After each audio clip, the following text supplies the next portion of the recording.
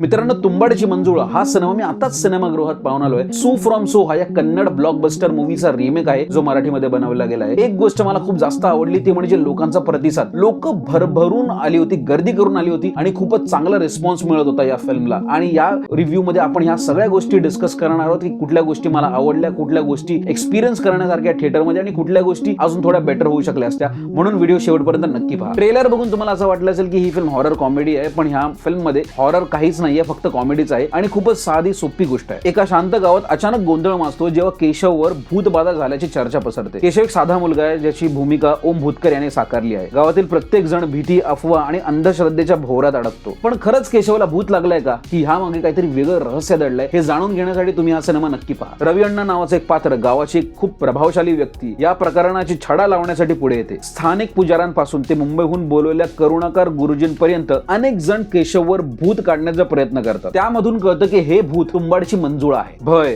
विनोद, अफवा आणि रहस्य यांचा भन्नाट संगम असलेला हा चित्रपट शेवटपर्यंत प्रेक्षकांना उत्सुक ठेवतो. या फिल्म बद्दल मला सगळ्यात जास्त आवडलेली गोष्ट म्हणजे ह्या फिल्मचा लुक अँड फील. खूपच रॉ आहे, खूपच भन्नाट आहे. सगळे लोकेशन्स खूपच अप्रतिम टिपले गेलेले आहेत. मन एकदम प्रसन्न होऊन जातं. संपूर्ण शूटिंग ही कोकणात केली गेली आहे. खूपच अमेझिंग व्हिज्युअल्स आहेत या फिल्म. ही सेम फिलिंग मला आली होती जेव्हा मी फहाद फासिलची कुंभलंगी नाईट्स हा सिनेमा पाहिला होता. प्लस या फिल्मच्या सगळ्याच कलाकारांनी खूपच अप्रतिम काम केलेलं आहे. स्पेशली जितेंद्र जोशी सरांनी. यार किती साधारण, किती गावातला माणूस वाटतो तो, किती आपुलकीचा माणूस वाटतो, जो थोडासा रुबाबदार पण आहे, जो गावातल्या सगळ्या लोकांची समस्या पण सोडवतो. थोडासा वय झालेला आहे, लग्न नाही झालंय म्हणून ते थोडंसं दुःख पण असतं, थोडासा समंजस पण आहे. या सगळ्याच गुणांना एकत्रित करून हे कॅरेक्टर बनवलंय जितूदादाने. काय कमालीचं कॅरेक्टर बनवलंय, ग्रेट. आणि दुसरं पात्र म्हणजे सई तामणकरचं. हे कॅरेक्टर सेकंड हाफ मध्ये येतं, म्हणजे इंटरव्हल नंतर येतं आणि काय इम्पॅक्ट सोडून जातं यार. म्हणजे एक अशी स्त्री जी पीडित आहे, जी शोषित आहे आणि तिच्यावरती खूप अन्याय झालेला आहे, खूपच शांत व्यक्ती आहे आणि बरेच सीन्स फक्त डोळ्यांनी खेळलेले आहेत, वाक्य कमी आहेत, पण यार स्क्रीन प्रेझेन्स जबरदस्त, कॅरेक्टरायझेशन जबरदस्त, उत्तम उत्तम आणि फक्त उत्तम. यार आपण नेहमी सई तामणकरला एका वेगळ्या स्टायलिश किंवा ग्लॅमरस लुक मध्ये बघतो, पण ह्या सिनेमामध्ये ती खूपच वेगळा एक भन्नाट कॅरेक्टर घेऊन आली आहे. सई तामणकरसाठी ही फिल्म नक्कीच पहा. आणि तिसरं पात्र म्हणजे ओम भूतकरचं, ज्याच्या अंगात मंजुळ आहे. ते खूपच सटल आणि खूपच नॅचरल परफॉर्म केलंय. कुठेही ओव्हर द टॉप नाही वाटत, कुठेही अंडर नाही वाटत. आपल्यातलंच कोणतरी एक साधारण सामान्य व्यक्ती तो कॅरेक्टर प्ले करतोय असं वाटलं. कुठला तरी एक गावचा मुलगा वाटतोय. खूपच अमेझिंग आणि खूपच नॅचरल परफॉर्म केलाय ओम भूतकरने. आणि अजून एक इंटरेस्टिंग कॅरेक्टर आहे फिल्मचा, तो म्हणजे रंगा. यार he stood out from everyone. म्हणजे एकच बारीक असा हडकुळा माणूस आहे, त्याचं नाव असतं रंगा. आणि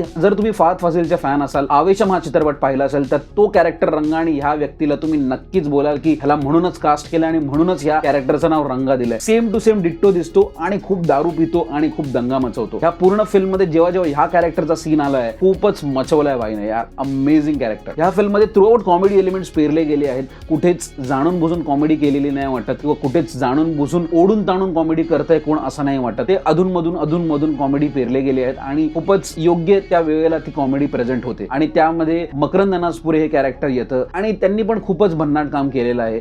मुळातच त्यांचा कॉमेडीचा टायमिंग खूपच जबरदस्त आहे, म्हणून त्यांना ऑन स्क्रीन बघून खूपच मजा येते. कलर ग्रेडिंग सुद्धा खूपच उत्तम झाली आहे फिल्मची. एक टोन सेट केलं गेलाय थ्रू आउट द फिल्म, जी फिल्मला एक फ्रेश आणि एक चांगली वाईब देते. या फिल्मचा बॅकग्राऊंड स्कोर सुद्धा खूपच अमेझिंग झालाय. खूपच ओव्हर द टॉप किंवा खूपच कमी असं वाटलं नाही, साधेसं वाटलं. आणि या फिल्मची गाणी पण खूप अप्रतिम लिहिली गेली आहे. जेव्हा जेव्हा गाणी येतात तेव्हा असं वाटतं की हा इट इज नीडेड, असं कुठेतरी जबरदस्ती सॉन्ग टाकलंय असं नाही वाटत. Very good writing and very good execution of song. Overall या फिल्मचा एक्सपिरियन्स माझ्यासाठी खूपच चांगला राहिला. पण एक गोष्ट आहे जी मला जरा खटकली, ती म्हणजे लेंथ ऑफ दिस फिल्म. ह्या फिल्मचं ड्युरेशन 2.5 तास आहे, जे ओरिजिनल व्हर्जन मध्ये साधारण 2 तास 14 मिनिटं की 13 मिनिटं समथिंग काहीतरी आहे. सेम मला वाटतं ह्या फिल्मचा पण ड्युरेशन जर तेवढा असता तर एकदम पॉवर पॅक्ड झाला असता आणि कुठेच ड्रॅग नसता झाला. कारण का कुठे कुठे सिनेमा ड्रॅग होतो, कुठे कुठे स्क्रीन प्ले थोडासा लूज होतो. स्पेशली सई तामणकरची आणि जितूदादाच्या सीन्सला असं वाटलं की कुठेतरी लूज झाली आहे फिल्म, कुठेतरी ड्रॅग होते फिल्म. सो जर तो पार्ट एडिट केला असता किंवा अजून स्क्रीन प्ले टाईट लिहिला गेला असता तर अजून बेटर झाला असता. नॉर्मल ऑडियन्सला कदाचित स्टार्ट टू एंड एंगेजिंग वाटू शकतो, पण पर्सनली मला असं वाटलं की कुठेतरी ड्रॅग झाला. प्लस सेकंड हाफ मध्ये जेव्हा सई तामणकरचा ट्रॅक सुरू होतो तेव्हा असं वाटतं की ओम भूतकरचा ट्रॅक कुठेतरी इग्नोर्ड आहे. कारण का तुंबाडची मंजुळाचं काय झालं हे प्रश्न सतत ऑडियन्सच्या मनात येत असतात. त्यामुळे जो फोकस जितेंद्र जोशी, उमेश जगताप किंवा सई तामणकर ह्या ट्रॅकवर